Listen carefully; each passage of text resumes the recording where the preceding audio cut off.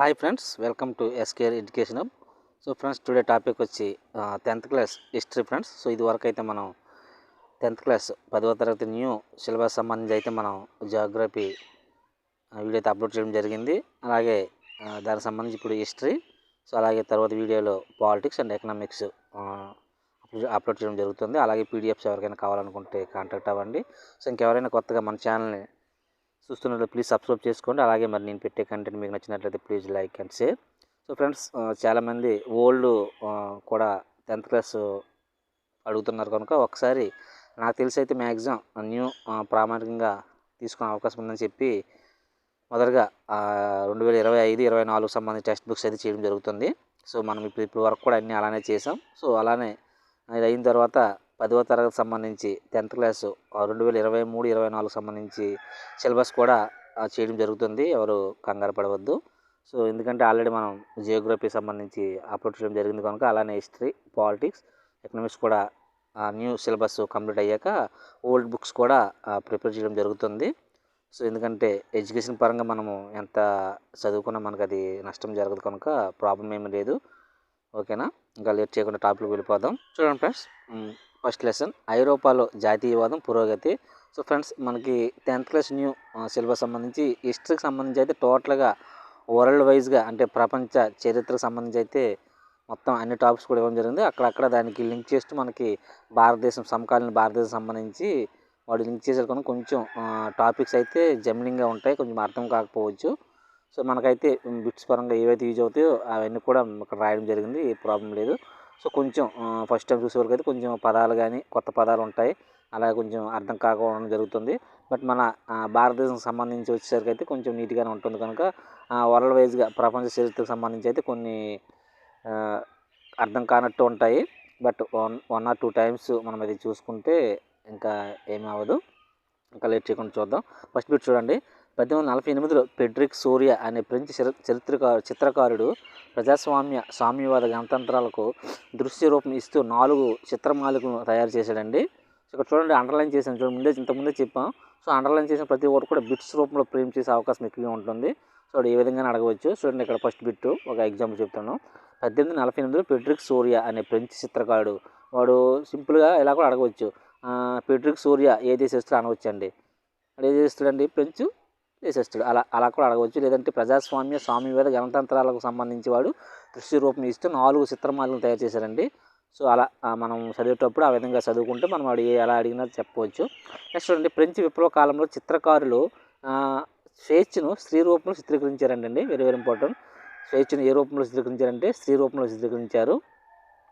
Next చూడండి, లోబర్టీ of statue లేదా స్వేచ్ఛ పత్రికలో స్త్రీ ప్రతిమకు ఒక చేతిలో జ్ఞానజ్యోతి, మరొక చేతిలో మానవ హక్కుల ప్రకటన పత్రం కలిగి ఉంటుందంటండి, లిబర్టీ ఆఫ్ స్టాచ్యూ.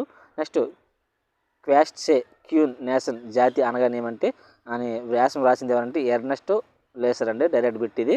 నెక్స్ట్ 1789 నాటి ఫ్రెంచ్ విప్లవం ద్వారా మొదటిసారిగా స్పష్టమైన జాతీయ భావన వ్యక్తమైందంటండి. ఇప్పుడంటే 1789 ఫ్రెంచ్ విప్లవం తర్వాత.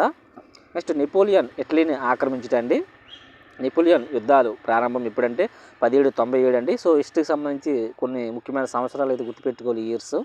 నెక్స్ట్ నెపోలియన్ పతనం చూడండి, వియన్నా శాంతి ఒడంబడిక ద్వారా. ఇది ఎప్పుడంటే 1814, 1815 సంవత్సరం అండి. నెక్స్ట్ గ్రీకు స్వాతంత్ర సమరం ప్రారంభం ఎప్పుడు జరిగిందంటే 1821 అండి. ఇవన్నీ కూడా డైరెక్ట్ బిట్స్ అండ్ టెక్స్ట్ బుక్లో ఇచ్చాడు. నెక్స్ట్ యూరోప్లో విప్లవాలు చూడండి, 1848లో జరిగిందండి. నెక్స్ట్ ఇటలీ ఏకీకరణ ఎప్పుడు జరిగిందంటే 1859, 1870 అండి. సో ఫ్రెండ్స్, కొంచెం స్పీడ్గా చెప్పడం జరుగుతుంది ఎందుకంటే వీడియో లెంత్ పెరుగుతుందని. నెక్స్ట్ జర్మనీ ఏకీకరణ అండి 1866, 1871. సో ఇంకెవరికైనా స్పీడ్ అనిపిస్తే కొంచెం ఫాస్ట్ చేసి బిట్స్ చూసుకోండి. ఇంకెవరికైనా పీడిఎఫ్ ఫార్మాట్లో కావాలన్నా మనకి అవైలబుల్గా ఉన్నాయి.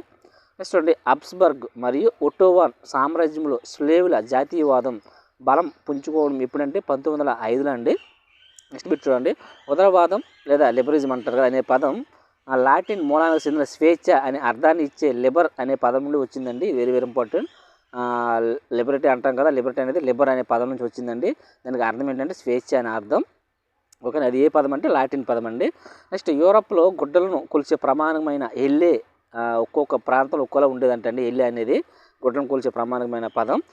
నెక్స్ట్ 1834లో ప్రస్యా చొరవతో ఒక కస్టమ్స్ యూనియన్ లేదా ఒలివేరిన్ ఏర్పడిందంటండి. ఎప్పుడంటే 1834లో నెక్స్ట్ చూడండి, ఇటలీ విప్లవకారుడు గిస్సెప్పి మ్యాజిని 1807లో జెనీవాలో జన్మించాడండి. సో మ్యాజిని గురించి అందరికీ తెలిసి ఉంటుంది, మాజిని అంటాం. నెక్స్ట్ మార్సెల్లో యంగ్ ఇటలీ, బెర్న్లో యంగ్ యూరప్ స్థాపించాడండి ఈయన మాజిని. నెక్స్ట్ మీరు చూడండి, 1833లో బెర్న్లో యంగ్ యూరప్ స్థాపించింది ఎవరంటే మాజిని అండి. ఆయన కొంచెం ఫేమస్.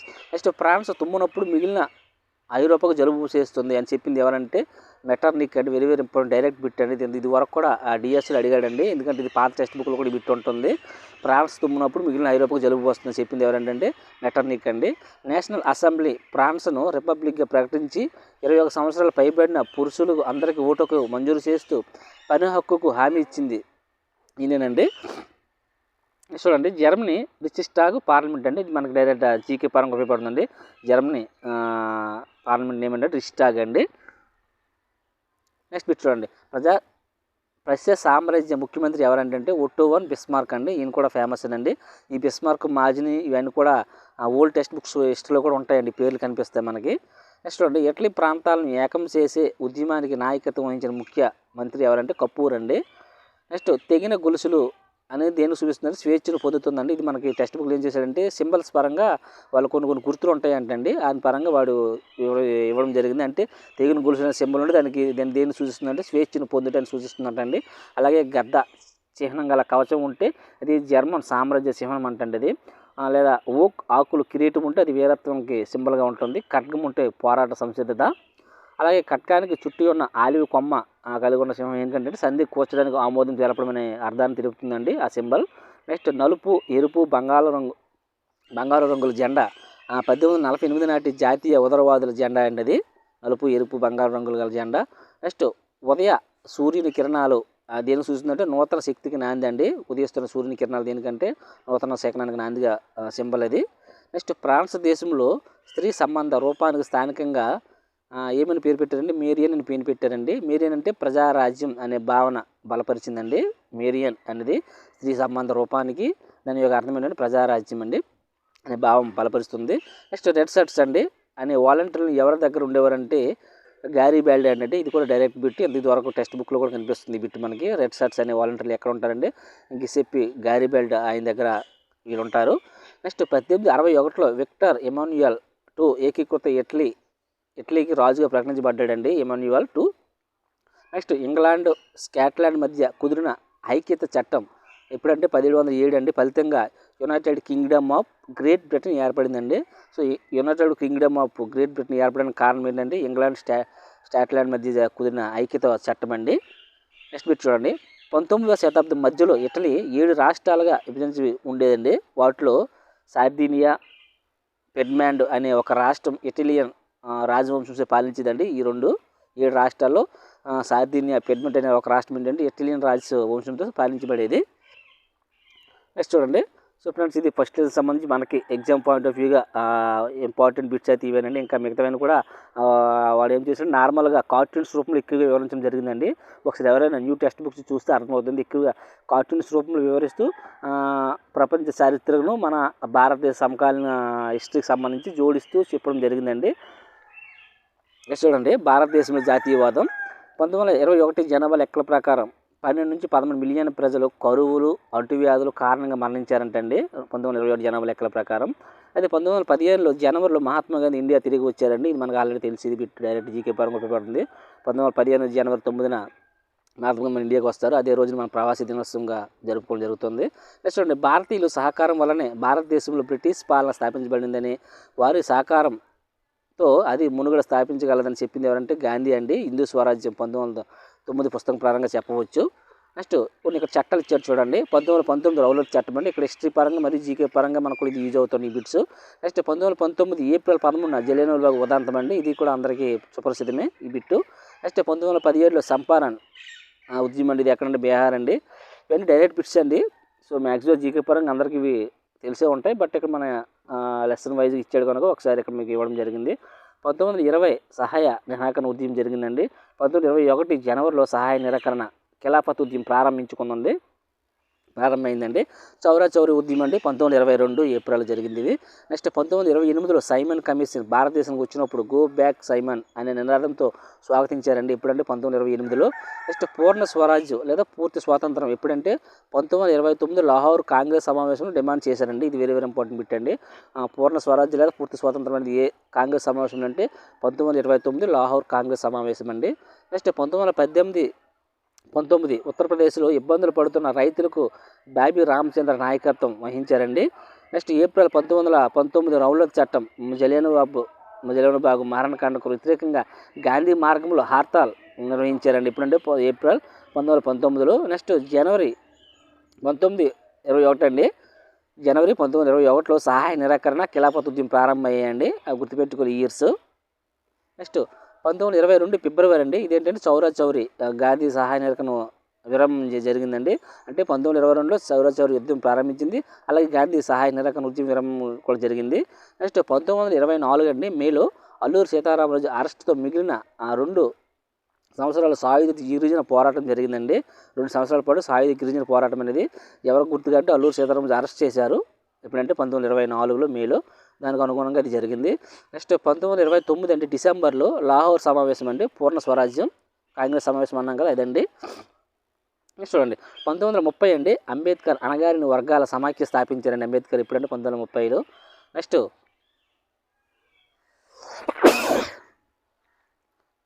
చూడండి 1930 అండి అంబేద్కర్ అణగారిన వర్గాల సమాఖ్యం స్థాపించారు.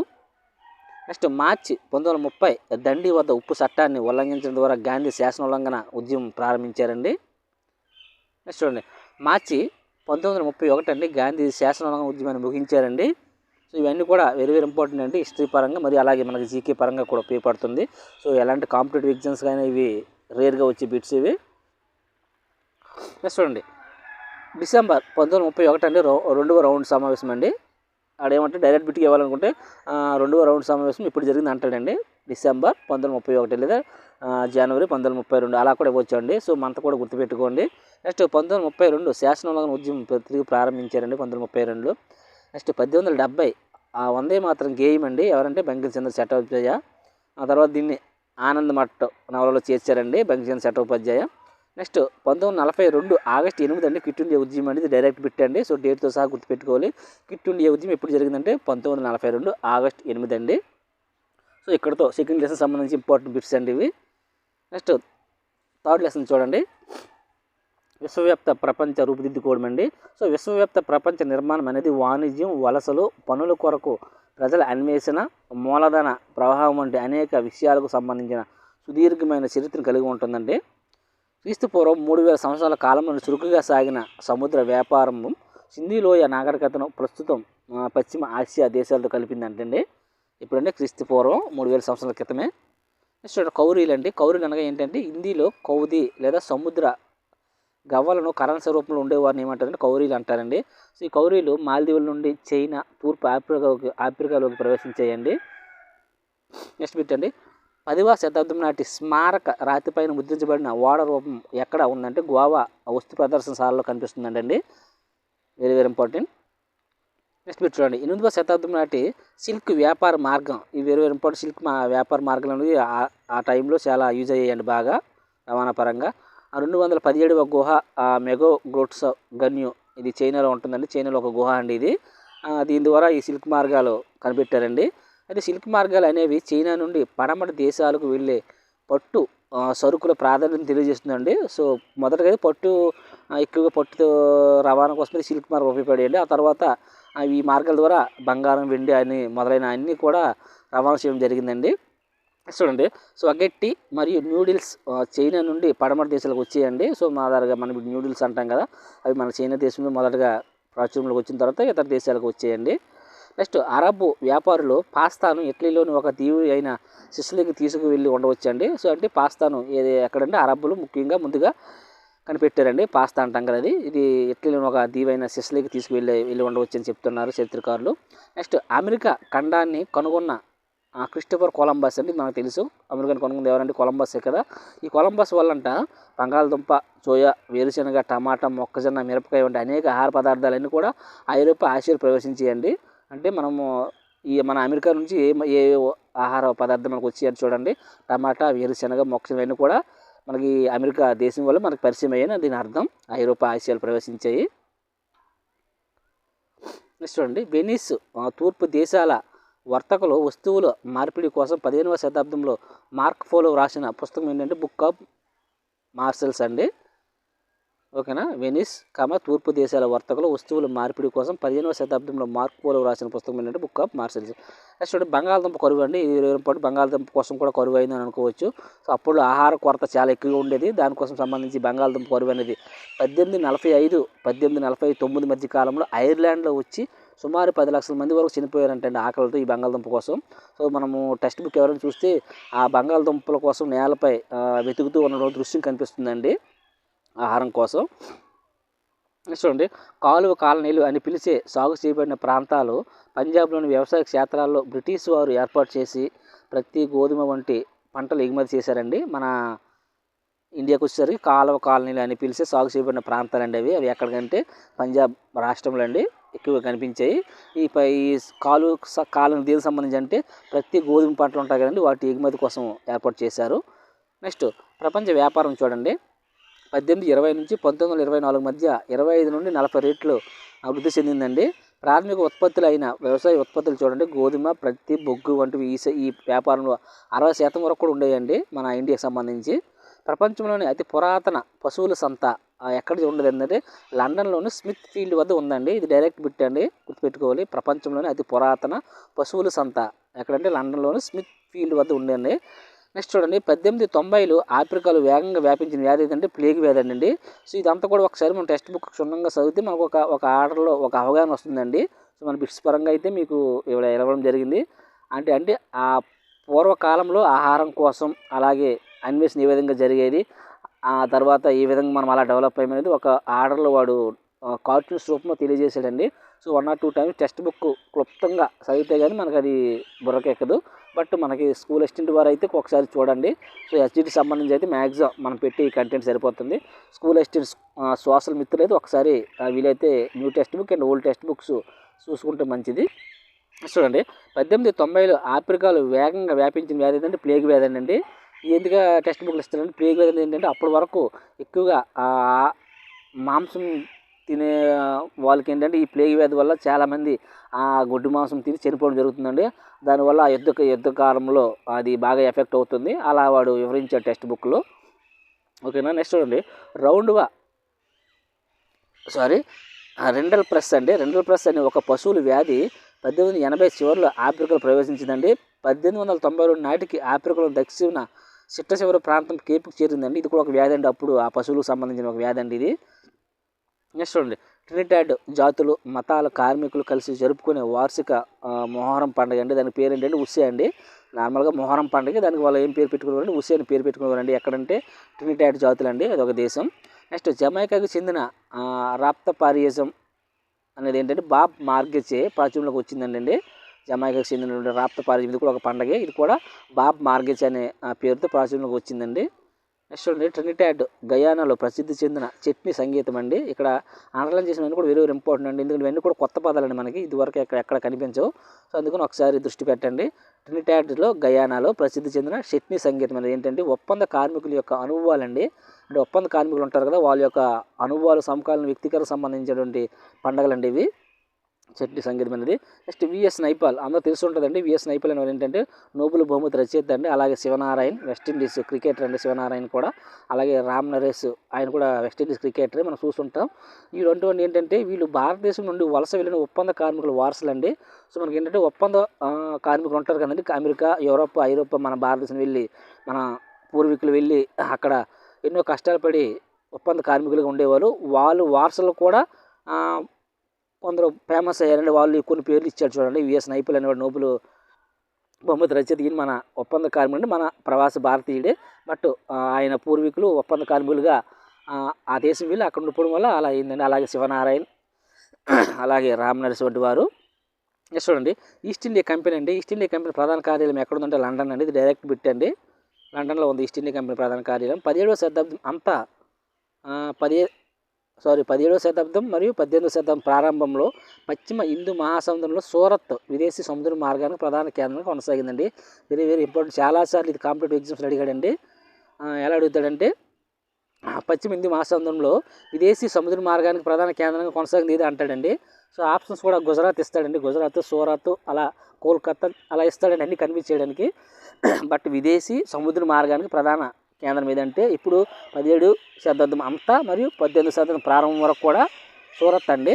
నెక్స్ట్ మొదటి ప్రపంచ యుద్ధం చూడండి ఇప్పుడు జరిగింది 1914, 1918 అండి. ప్రధానంగా ఐరోపాలో జరిగింది, ఇది మనకు అందరికీ తెలుసు, 4 సంవత్సరాలు జరిగిందని. అయితే దీనిలో మిత్ర రాజ్యాలు చూడండి ఏమేంటి ప్రపంచ యుద్ధంకి సంబంధించి బ్రిటన్, ఫ్రాన్స్, రష్యా, అమెరికా సంయుక్త రాష్ట్రాలు అండి. అమెరికా సంయుక్త రాష్ట్రాలు తర్వాత జాయిన్ అవుతాయి, ఇవి మిత్ర రాజ్యాలు. నెక్స్ట్ ఆయన వ్యతిరేక పక్కన ఉన్న కేంద్ర రాజ్యాలు చూడండి Germany, Austria, Hungary, Ottoman, Turkey ఉన్నాయండి. మన మొదటి ప్రపంచ యుద్ధం సంబంధించి బోత్ సైడ్ దేశాలు ఇవి. నెక్స్ట్ మొదటి ప్రపంచ యుద్ధ కాలంలో 9 మిలియన్ల మంది చనిపోయారండి. ఇది డైరెక్ట్గా వాడు మెన్షన్స్ ఇచ్చే టెక్స్ట్ బుక్లో కనుక గుర్తుపెట్టుకుని మంచిది. 20 మిలియన్ల వరకు గాయపడ్డారండి. వాడు ఏమిస్తాడంటే కింది వాటిలో మొదటి ప్రపంచ యుద్ధం సంబంధించి సరికాని వాక్య మీద అంటాడండి, లేదంటే సరైన వాక్య మీద అనేసి మొత్తం అన్ని కూడా ఇచ్చేస్తాడండి.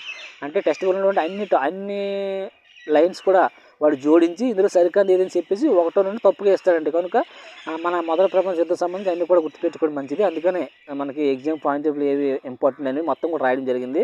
సో మొదటి ప్రపంచం ఇప్పుడు జరిగింది, మిత్ర రాజ్యాలు ఏవి, వ్యతిరేక పక్షంలో రాజ్యాలు ఏవి, అందులో ఎంతమంది చనిపోయారు, ఎంతమంది గాయపడ్డారు కూడా ఇక్కడ రాయడం జరిగింది. చూడండి హెన్రీ ఫోర్డ్ అనే కారు ఉత్పత్తిదారుడు భారీ ఉత్పత్తికి పేరుగాంచిన మార్గదర్శులు అండి. ఆవిడ ఫోర్డ్ కార్స్ మనకు తెలిసి ఉంటుందండి, ఫోర్డ్ అనే కార్స్ ఉంటాయి ఫేమస్. ఆ కార్లు సంబంధించి మొదట ఎవరండి హెన్రీ ఫోర్డ్ అండి, ఆయన పేరు మీద ఆ కార్లు కూడా పేర్లు వచ్చింది. ఆయన ఎక్కువగా పేరుగాంచిన మార్గదర్శకుడు అండి మొదటిసారిగా. నెక్స్ట్ కార్ల తయారీలో ఫోర్డ్ అవలంబించిన కొత్త పద్ధతి అంటే అసెంబ్లీ లైన్ అండి. అంటే అప్పటి వరకు జపాన్లో కార్లు ఎగుమతులు పూర్తిగా అంత ఎక్కువగా ఉండేది కాదు. బట్ ఈ ఫోర్డ్ అనేవారు ఏంటంటే ఒక కొత్త పద్ధతిని అవలంబించారు, అసెంబ్లీ లైన్. ఇది మనకి కన్వర్టెడ్ బెల్ట్ అంటాం కదా, అటువంటి ఒక లైన్ ద్వారా ఆ రోజుకి అనేక విధాలుగా కార్లు తయారు ఎక్కువగా ఉత్పత్తి చేయడం జరిగిందండి. అందుకని అది ఫేమస్ అయ్యారు ఆయన. అయితే టీ ఆకారపు ఫోర్డ్ కారు ప్రపంచంలోని భారీ ఉత్పత్తి అయిన మొదటి కారు అండి. సో ప్రపంచంలో మొదటి కారు కూడా ఆయన పేరు మీద వచ్చింది, ఆయన కంపెనీలో వచ్చిందండి ఫోర్డ్ కారు అనేది. చూడండి ఇక్కడ ఇంపార్టెంట్ బిట్ ఏంటి, అసెంబ్లీ లైన్ అనేది ఇంపార్టెంట్ బిట్ అండి. కార్ల తయారీలో హెన్రీ ఫోర్డ్ అవలంబించిన కొత్త పద్ధతి అడుగుతాడు, అసెంబ్లీ లైన్ అండి. నెక్స్ట్ మాండ్ అండి. మాండ్ అంటే ఏంటంటే దాని అర్థం 37 కేజీల జనపనార ఒక తొంగ అండి, దానికి మాండ్ అని పిలుస్తాము. మన జనపనార అనేది బెంగాల్ సంబంధించి పశ్చిమ బెంగాల్లో. నెక్స్ట్ 2వ ప్రపంచ యుద్ధం చూడండి. మన 2వ ప్రపంచ యుద్ధం సంబంధించి 1939, 1944 కదండి, అది కూడా 4 సంవత్సరాలే, 6 సంవత్సరాలు. జర్మనీ, జపాన్, ఇటలీకి బ్రిటన్, ఫ్రాన్స్, రష్యా, అమెరికా మధ్య జరిగిందండి ఇది. సో ఇవి గుర్తుపెట్టుకోవాలి, మొదటి ప్రపంచ యుద్ధం ఏ దేశాల మధ్య జరిగింది, 2వ ప్రపంచ యుద్ధం ఏ దేశం మధ్య జరిగింది అనేది. సో 2వ ప్రపంచ యుద్ధం జర్మనీ, జపాన్, ఇటలీ ఒక సైడ్ అండి, బ్రిటన్, ఫ్రాన్స్, రష్యా, అమెరికా మరొక సైడ్ అండి. అయితే ఇవి 6 సంవత్సరాలు జరిగిందండి 2వ ప్రపంచ యుద్ధం. 6 సంవత్సరాలు జరిగి 60 లక్షల మంది ప్రజలు చనిపోయారండి. ఓకేనా. నెక్స్ట్ చూడండి 1947లో అంతర్జాతీయ ద్రవ్యనిధి లేదా ప్రపంచ బ్యాంకులు తమ ఆర్థిక కార్యకలాపాలు ప్రారంభించాయండి. ప్రపంచ అంతర్జాతీయ ద్రవ్యనిధి ఎప్పుడంటే 1947లో ప్రారంభమయ్యాయండి. ఒకే సమయంలో వేరు దేశాల్లో కార్యకలాపాలు నిర్వహించే పెద్ద కంపెనీలు ఏమంటారంటే బహుళజాతి సంస్థలు అంటారండి. ఇంగ్లీష్లో ఎంఎన్సిఎస్ అండి, ఎంఎన్సి అంటారు. ఇవి మొదట ఎప్పుడు ఏర్పరిచారంటే 1920లో స్థాపించారండి ఈ ఎంఎన్సీలు, బహుళజాతి సంస్థలు అనేవి. నెక్స్ట్ లెసన్ వచ్చి పారిశ్రామికీకరణ యుగం అండి. పారిశ్రామికీకరణ యుగం చూడండి. ఉన్నిని క్రమబద్ధీకరించే వ్యక్తిని ఏమంటారంటే స్టాప్లర్ అంటారని. ఈ బిట్స్ అన్ని కూడా మనకి 9th క్లాస్ బయాలజీలో కనిపిస్తాయండి మనకు ఉన్ని ప్రతికి సంబంధించి, బట్ ఇక్కడ కూడా ఇవ్వడం జరిగింది. ఒకసారి చూడండి. ఉన్నిని క్రమబద్ధీకరించే వ్యక్తి పేరు స్టాప్లర్ అంటారు. అలాగే నూలు ఒడికే వ్యక్తికి స్పిన్నర్ అంటారు. వస్త్రం పూర్తి చేసి సేకరించే వ్యక్తికి పుల్లర్లు అంటారు. నెక్స్ట్ వచ్చి ప్రతి ఉన్ని వంటి ఫైబర్లను ఉడకడానికి ముందు చేసే వ్యవస్థ ఏంటంటే కార్డింగ్ అండి. కార్డింగ్ వ్యవస్థ, ప్రతి ఉన్ని ఉంటుంది కదా అవన్నీ కూడా మొత్తం తొలగించి నీట్గా ఉడకడానికి ముందు చేసే వ్యవస్థ ఇది. నెక్స్ట్ ఫ్రోట్ అంటే అనగా ఏంటంటే మొదట లేదా ప్రారంభ రూపాన్ని చూస్తుందంటే ఫ్రోట్ అంటే నార్మల్గా మనం ప్రోటోకాల్ అంటాం కదా, సో అలా గుర్తుపెట్టుకోలేదు. ఫ్రోట్ అనగా ఏంటంటే మొదట లేదా ప్రారంభ రూపాన్ని సూచిస్తుంది. నెక్స్ట్ మీరు చూడండి 1730 నాటికి ఇంగ్లాండ్లో తొలి కర్మాగారాలు ఏర్పాటయ్యాయండి. ఎప్పుడంటే 17:30 నాటికి ఫ్రెండ్స్. వీడియో చూసేవాళ్ళు లైన్ టు లైన్ అలాగా నేను చెప్పేటప్పుడు చూస్తే మీకు అవగాహన వస్తుందండి. లేదంటే మళ్ళీ నా రైటింగ్ కొంచెం బాగోదు కనుక మళ్ళీ మిస్ అయ్యే అవకాశం ఉంటుంది కనుక నేను ఎక్కడైతే ఏ బిట్ చదువుతున్నానో ఆ బిట్ అలా చూస్తే మీకు అది మైండ్కి ఎక్కిపోతుంది. చూడండి 1730 నాటికి ఇంగ్లాండ్లో తొలి కర్మాగారాలు ఏర్పడ్డాయి. లేదంటే అండర్లైన్ చేసి చెప్పేవాడిని, బట్ ఆల్రెడీ మనం అండర్లైన్ చేసాం కనుక అలా నేను అండర్లైన్ చేసి చెప్పట్లేదు. ఓకేనా, డైరెక్ట్గా బిట్ వైజ్గా చెప్తున్నాను. 1760లో బ్రిటన్ తన ప్రతి పరిశ్రమకు 2.5 మిలియన్ల పౌండ్లు ముడి ప్రత్తిని దిగుమతి చేసుకుందంటండి బ్రిటన్ మన దేశం నుంచి. 1787 నాటికి ఈ దిగుమతి అనేది 22 మిలియన్ పౌండ్లకు పెరిగిందంటండి. మొదట నూలు మిల్లులు ఏర్పరిచింది ఎవరంటే రిచర్డ్ ఆర్క్రైట్ అండి. మొదటి నూలు మిల్లు ప్రపంచవ్యాప్తంగా అనమాట ఇది రిచర్డ్ ఆర్క్రైట్ అండి. బ్రిటన్లో 1840 వరకు ప్రతి ప్రముఖ రంగంగా ఉండేది. ఎప్పుడంటే 1840 వరకు. 1860 నుండి ఏమైందంటే ఇనుము ఉక్కు కోసం కూడా గిరాకీ పెరిగిందండి. అప్పటి వరకు అయితే ఇనుము ఉక్కు కోసం వాళ్ళకి తెలియదు బ్రిటన్ వాళ్ళకి. 1840 వరకు అయితే ఎక్కువగా ప్రతిని ఎక్కువగా ఇచ్చేసేవారు, ఉత్పత్తి చేసేవారు. సో 1860 నుండి ఇనుము ఉక్కు కోసం కూడా గిరాకీ పెరిగింది. 1873 నాటికి బ్రిటన్ $77 మిలియన్ ఇనుము ఉక్కును దిగుమతి చేసిందంటండి. ఇవన్నీ డైరెక్ట్ బిట్స్. సో ఇందాక చెప్పాను కదా, కింది వాటి సరుకు అందేదని చెప్పేసి అన్ని బిట్స్ కూడా వాడు ఇచ్చే అవకాశం ఉందని చెప్పి అలా రాయడం జరిగింది. నెక్స్ట్ 1781లో ఆవిరి యంత్రాన్ని కనుగొంది ఎవరంటే జేమ్స్ వాట్ అండి. ఇది మనకి జీకే పరంగా కూడా తెలుసు. చూడండి, చేతితో నూలు వడికే యంత్రం ప్రవేశపెట్టింది ఎవరంటే స్పిన్నింగ్ జెన్నీ అండి. సో అప్పటి వరకు అయితే చేతితో నూలు వడికే యంత్రం అయితే లేదు, అది ప్రవేశపెట్టింది స్పిన్నింగ్ జెన్నీ. నెక్స్ట్ చూడండి, నూలు వడికే యంత్రం రూపొందించింది అయితే 1764లో జేమ్స్ హర్గ్రీవ్స్ అండి. నూలుతో వడికే యంత్రం, డైరెక్ట్గా చేతితో కాకుండా యంత్రంతో నూలు వడికే యంత్రం ఇది. నెక్స్ట్ సిపాయి అండి. సిపాయి అంటే దాని యొక్క అర్థం చూడండి, బ్రిటిష్ వారి సేవలో భారతీయ సైనికుడు అండి. డైరెక్ట్ బిట్ ఇచ్చాడు టెక్స్ట్ బుక్లో. సైనికుడు అనే అర్థం వచ్చే సిపాహి అనే పదాన్ని బ్రిటిష్ వారు ఉచ్చరించారండి ఈ విధంగా, సిపాయి అని. బెంగాల్లో 1855లో మొదట జనపనార మిల్లు అండి. 1854లో బొంబాయిలో మొదటి నూలు మిల్లు ఏర్పాటు చేశారండి. ఇవన్నీ డైరెక్ట్ బిట్స్ అండి, జీకే పరంగా కూడా యూజ్ అవుతాయి మనకి. నెక్స్ట్ చూడండి, 1860లో ఉత్తర భారతదేశంలో కాన్పూర్లో ఎల్జిన్ మిల్లును ప్రారంభించారండి. నెక్స్ట్ 1874 నాటికి మద్రాసులో మొదటి నూలు వడికే నేత నేసే మిల్లు ఉత్పత్తిని ప్రారంభించారండి. ఇప్పుడంటే 1874 నాటి మద్రాసులో. నెక్స్ట్ 1917లో కలకత్తాలో మొట్టమొదటి భారతీయ జనపనార మిల్లును స్థాపించిందండి. అంటే మన భారతీయ ఉత్పత్తి అనేది భారతీయ జనపనార మిల్లును అంతకుముందు అయితే బ్రిటిష్ వారు స్థాపించారు. బట్ 1917లో కలకత్తాలో మొట్టమొదటి భారతీయ జనపనార మిల్లు అండి. ఇది very very important. Next Marwadi అండి. అది ఎవరంటే మార్వాడి దీనికి కులానికి చెందినటువంటి సేద్ హుకుందర్ అనే అతను స్థాపించారండి. ఆ మొదటి మిల్లును స్థాపించారు, గుర్తుపెట్టుకోవాలి పేరు కూడా. నెక్స్ట్ భారతదేశంలో మొదటి ఇనుపు ఉక్కు పరిశ్రమ అయితే జంషెడ్పూర్ అండి. ఇది మనకు ఆల్రెడీ 9th క్లాస్లో న్యూ సిలబస్ సంబంధించి హిస్టరీ అండ్ జియోగ్రఫీలో ఉందండి. మనం ఆల్రెడీ ఇది చెప్పాం. జంషెడ్పూర్ ఏర్పాటు చేసే దానికి సంబంధించి స్టోరీ కూడా మనం చెప్పి, ఈ విధంగా అది ఇనుము ఉక్కు పరిశ్రమ ఏ విధంగా ఏర్పడింది కూడా మనం అది ఏ విధంగా అక్కడికి వెళ్ళారు టాటా వాళ్ళు అనేది మొత్తం వివరించాం. 9th క్లాస్ ఉంటుంది. ఎవరైనా ఆ వీడియో చూడకపోతే ఒకసారి ప్లేలిస్ట్లో ఉంటాయి చూసుకోండి. నెక్స్ట్ చూడండి, ముద్రణ సంస్కృతి ఆధునిక ప్రపంచం అండి. Last lesson. మొట్టమొదట ముద్రణ సాంకేతికత అనేది చైనా, జపాన్, కొరియాల్లో అభివృద్ధి చెందిందంటండి. నెక్స్ట్ క్రీస్తు శకం 594 నుండి చైనాలో పుస్తకాలను చెక్క బ్లాకులపై సిరా పోసి హస్తముద్రిత పద్ధతిలో పేపరు రుద్ది ముద్రించేవారంటండి మొట్టమొదట సాంకేతిక లేని సమయంలో. ఓకేనా ఫ్రెండ్స్. ఇంకా అలానే రీసెంట్లీ ఒక వార్తాపత్రికలను చూశాను ఫ్రెండ్స్. మన చరిత్ర సంబంధించి ఆబ్జెక్టివ్ బిట్స్ అయితే ఇవ్వడం జరిగింది. అందులో మనం ఇప్పుడు చెప్తున్నటువంటి 10th క్లాస్ న్యూ సిలబస్ సంబంధించి బిట్స్ అయితే వాడు ఫ్రేమ్ చేశాడండి. చూడండి, మనం ఆల్రెడీ బైబిల్ అనేది మొట్టమొదట ముద్రించిన పుస్తకం అని మనం ఇక్కడ చెప్పడం జరిగింది. అదే బిట్టు వాడు టెక్స్ట్ బుక్లో డయాగ్రామ్తో సహా కూడా వివరించాడండి మన న్యూస్ పేపర్లో, వార్తాపత్రికలో. సో ఇదంతా ఎందుకు చెప్తుందంటే చాలామంది ఓల్డ్ టెక్స్ట్ బుక్స్ అని అంటున్నారు. నాకు తెలిసి అయితే న్యూ టెక్స్ట్ బుక్సే ప్రామాణికంగా తీసుకోవాలండి. ఎందుకంటే 2024లోనే మనకి టెక్స్ట్ బుక్స్ మారిపోయాయి కనుక. సో ఇది 25. సో మరి 2023, 22 సిలబస్ అయితే మనకి అది స్టూడెంట్స్ పరంగా కూడా యూజ్ కాదు కనుక అంతగా అది చదవడం అంత మంచిది కాదని నా అభిప్రాయం. సో సబ్జెక్ట్ వైజ్గా మనకి సబ్జెక్టు రావాలనే ఉద్దేశం ఉంటే ఖచ్చితంగా చూసుకోవాలి ఫ్రెండ్స్, పాత బుక్స్ అంటే కొత్త బుక్స్. సో నాకు తెలిసి అయితే రీసెంట్ వార్తాపత్రికలో కూడా న్యూ టెక్స్ట్ బుక్ సంబంధించి బిట్స్ అయితే ఇస్తున్నాడు. హిస్టరీ అండ్ జియోగ్రఫీ సంబంధించి కొన్ని వార్తాపత్రికలను చూశాను.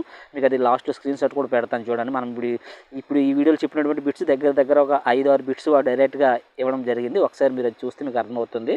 సో ఎవరు స్కిప్ చేయకుండా లాస్ట్ వరకు చూస్తే మీకు ఆ విషయం తెలుస్తుంది. స్క్రీన్ షాట్ కూడా పెట్టడం జరుగుతుంది.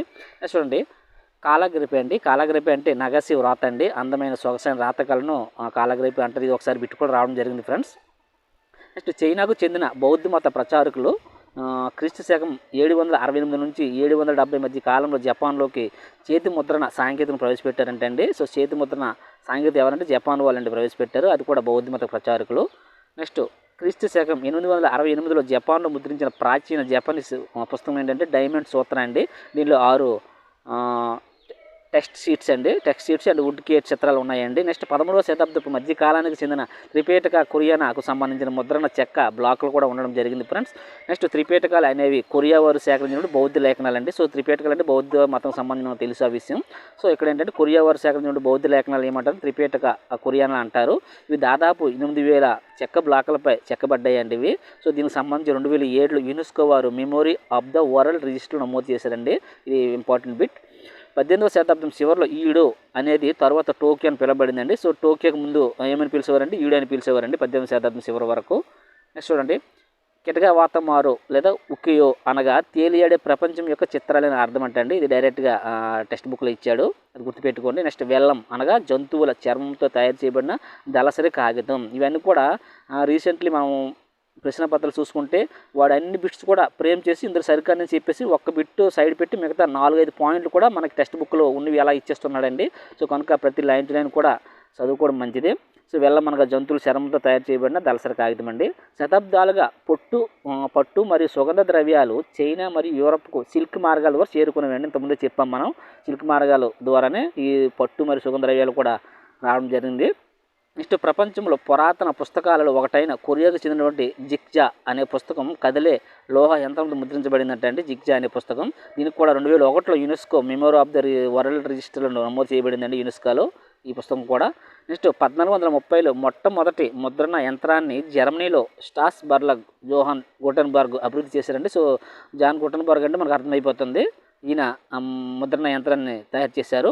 సో గుటెన్బర్గ్ మొదటగా ప్రచురించిన పుస్తకం ఏంటంటే బైబిల్ అండి. ఇదే బిట్టు రీసెంట్లీ ఒక వార్తాపత్రికలో చూశానండి. సేమ్ ఇదే బిట్టు ఎలా ఇచ్చాడంటే గుటెన్బర్గ్ మొదటగా ప్రచురించిన పుస్తకం ఏదని అడిగాడు. ఆ పుస్తకం ఎప్పుడు ముద్రించబడిందని అక్కడ ఆప్షన్స్ ఇచ్చాడండి.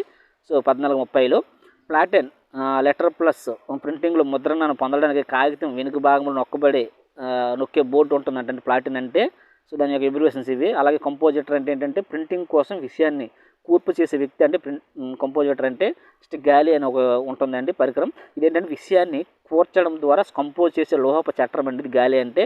నెక్స్ట్ ప్రొటెస్టెంట్ సంస్కరణ చూడండి, ఇది కూడా రీసెంట్లీ వార్తాపత్రికలో చూసిన బిట్లో ఇది ఉందండి. ఇది కూడా మీకు అది లాస్ట్లో పెడతాను, ఒకసారి స్క్రీన్ షాట్ చూసుకుంటే అర్థమవుతుంది. ఇదంతా ఎందుకంటే న్యూ టెక్స్ట్ బుక్ చదవాలా ఓల్డ్ టెక్స్ట్ బుక్ చదవాలని కొంచెం కన్ఫ్యూజ్లో ఉన్నారు చాలామంది. అది కూడా only 10th class సంబంధించే.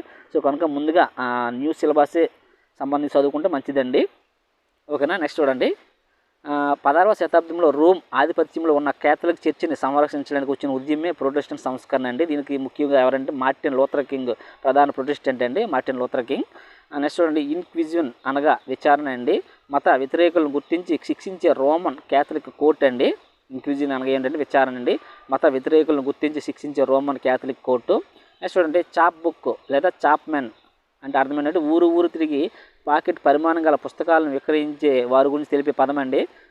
Chop book లేదా చాప్మెన్ అంటే మన నార్మల్గా మన పాకెట్ మన అంత చిన్న బుక్స్ ఉంటాయండి, ఆ బుక్స్ వీధి తిరిగి అమ్ముతుంటారు, ఆ అమ్మేదానికి ఈ విధంగా పిలవచ్చండి, తెలిపే పదం అది చాప్ బుక్ చాప్మెన్ అంటే. నెక్స్ట్ ఫ్రాన్స్లో చవకైన నీలి రంగు కవర్తో తక్కువ ధర కలిగిన పుస్తకాలు ఏంటంటే బిలియోథిక్ బ్లూ అండి, ఇది ఇంపార్టెంటే. ఫ్రాన్స్లో చవకైన నీలి రంగు కవర్తో తక్కువ ధర కలిగిన పుస్తకాలు ఏంటంటే బిలియోథిక్ బ్లూ అండి. ఇక్కడ చూడండి, ఇక్కడ నీలి రంగు అనేది కూడా ఇంపార్టెంటే, ఫ్రాన్స్ ఇంపార్టెంటే, బిలియోథిక్ బ్లూ అంటే ఏ విధంగా బిట్ అడగవచ్చు అండి. సో ఏ దేశమని అడగవచ్చు, ఏ రంగు అని అడగవచ్చు, లేదంటే ఆ పుస్తకం పేరు ఎలా కూడా ఫ్రేమ్ చేయవచ్చు అని బిట్స్. కనుక మనం అండర్లైన్ చేసాం చూడండి, మస్ట్గా అవి చూసుకోవాలండి.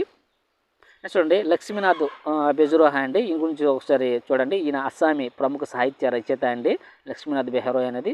ఈయన బుడి అయూర్ సాధు అనే రచన రచించారండి, దాని తెలుగులో అర్థం ఏంటంటే అమ్మమ్మ కథలు. అలాగే ఉమోర్ అపునర్ దేశ్ లేదా ఓ నా ప్రియమైన భూమి అనే పాటను కూడా రాశారండి లక్ష్మీనాథ్ బెహ్రో, ఒకసారి చూసుకోండి. నెక్స్ట్ జ్యోతిబా పూలే అండి, ఈయన గురించి మనకు ఆల్రెడీ చాలాసార్లు విని ఉంటాం జ్యోతిబా పూలే గురించి. సో ఈయన గులంగరి ప్రముఖ రచన, ఈయన యొక్క రచన తెలుసు గులంగరి, ఇది 1871లో రచించారండి. నెక్స్ట్ చూడండి, 1938లో కాశీబాబా అనే కాన్పూర్ మిల్లు కార్మికుడు అండి. ఈ కాశీబాబా మిల్లు కార్మికుడు, ఈయన చోటే ఔర్ బడే కా సవాల్ అనే పుస్తకం రాశాడండి ఈ కార్మికుడు. ఈయన 1935 మరియు 1955 మధ్యకాలంలో సుదర్శన్ చక్ర పేరుతో సత్య కవిత ఏ అనే సంకలనంలో ప్రచురించిన వారు కూడా ఈయనండి కాశీబాబా. సో ఈ ఒక మిల్లు కార్మికుడు, ఈయన కూడా రచన చేయడం జరిగింది.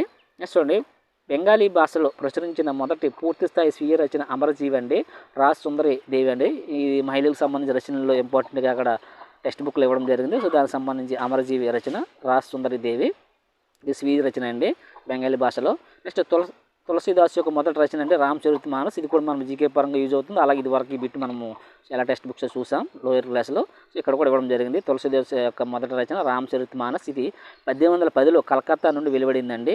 నెక్స్ట్ ఉలేమా అనగా ఏంటంటే ఇస్లాం మరియు షరియా యొక్క న్యాయశాస్త్ర పండితులను ఉలేమా అంటారండి. ముఫ్తీ అనగా న్యాయ పండితులండి. అలాగే పత్వా అనగా ఇస్లామిక్ న్యాయం గురించి ఇవ్వబడే న్యాయ ప్రకటన అండి. ఇవన్నీ కూడా మనం ఆల్రెడీ ఈ పదాలు అయితే వినుంటాం. సో ఇక్కడ మళ్ళీ మెన్షన్ చేశాడు. నెక్స్ట్ చూడండి, రామ్మోహన్ రాయ్ 1821 నుంచి సంవాద కౌముదిని ప్రచురించాడండి. సో రామ్మోహన్ రాయ్ 1821లో సంవాద కౌముదిని ప్రచురించాడు. ఫ్రెండ్స్ కొంచెం స్పీడ్ అయితే చెప్తున్నాను, ఎందుకంటే ఇప్పటికే వీడియో లెంత్ పెరుగుతుంది కనుక.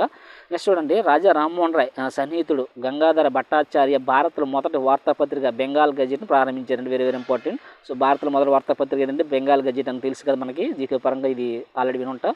సో దీన్ని అయితే గంగాధర భట్టాచార్య స్థాపించారు. ఇది ఎవరి స్నేహితుడు అంటే రాజా రామ్మోహన్ రాయ్ యొక్క సన్నిహితుడు అండి ఈయన.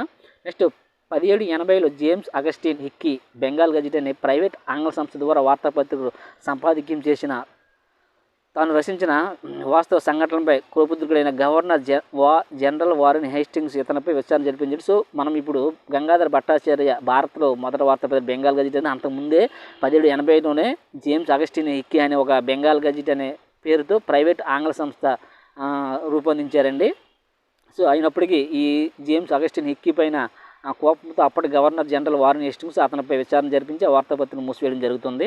నెక్స్ట్ 16వ శతాబ్దం మధ్యకాలంలో పోర్చుగీసు వారు మిషనరీలతో పాటు మొదట ముద్రణ యంత్రాన్ని కూడా గోవాకు తీసుకువచ్చారండి. నెక్స్ట్ 1674 నాటికి కొంకణి కన్నడ భాషలో దాదాపు 50 పుస్తకాలు ముద్రించబడ్డాయి. నెక్స్ట్ కాథలిక్ మత ప్రచారకుడు 1579లో మొదట తమిళ పుస్తకాన్ని కొచ్చిన్లో ముద్రించారండి. నెక్స్ట్ 1713లో మొదట మలయాళ పుస్తకాన్ని ముద్రించారు. ఇవన్నీ కూడా ఇయర్స్ కూడా గుర్తుపెట్టుకోండి. నెక్స్ట్ ముస్లిం పాఠకులకు వారి దైనందిన జీవితంలో ఎలా నడుచుకోవాలో తెలియజేసి ఏర్పడిన పాఠశాల ఏంటంటే దేవబంద్ పాఠశాల అండి. అది కూడా దేవబంద్ మత పాఠశాల ముస్లింకు సంబంధించి. ఇది ఎప్పుడంటే 1867లో స్థాపించారండి. ఇది ఓన్లీ ముస్లిం పాఠకులు ఎవరెవరు ముస్లిం బుక్స్ చదువుతారో వాళ్ళ కోసం ఇది స్థాపించారండి ఈ పాఠశాల.